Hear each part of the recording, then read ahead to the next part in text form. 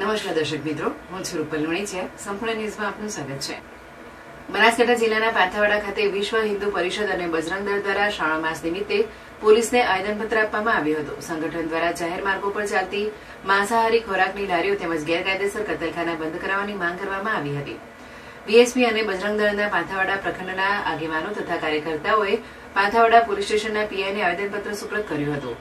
સ્ટેશનના પીઆઈને તેમજ શ્રાવણ માસ દરમિયાન જાહેર સ્થળોએ માંસાહારી ખોરાકનું વેચાણ કરતી લારીઓ અને ગેરકાયદેસર કતલખાના સામે કાર્યવાહી કરવાની માંગ કરવામાં આવી હતી. આવેદનપત્રમાં જણાવ્યું હતું કે શ્રાવણ માસ હિન્દુ ધર્મમાં પવિત્ર માનવામાં આવે છે. આ સમયગાળા દરમિયાન જીવ હિંસા અટકાવવા તથા કોઈની ધાર્મિક લાગણી ન દુભાય તે માટે જરૂરી પગલાં લેવા તંત્રને અપીલ કરવામાં આવી હતી.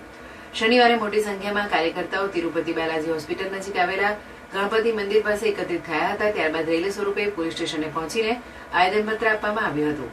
આ પ્રસંગે વિશ્વ હિન્દુ પરિષદ બજરંગ દળના પ્રખંડ અધ્યક્ષ ડાયાભાઈ આકોલા, મંત્રી અમૃતભાઈ માળી સહિતના કાર્યકર્તાઓ ઉપસ્થિત રહ્યા હતા.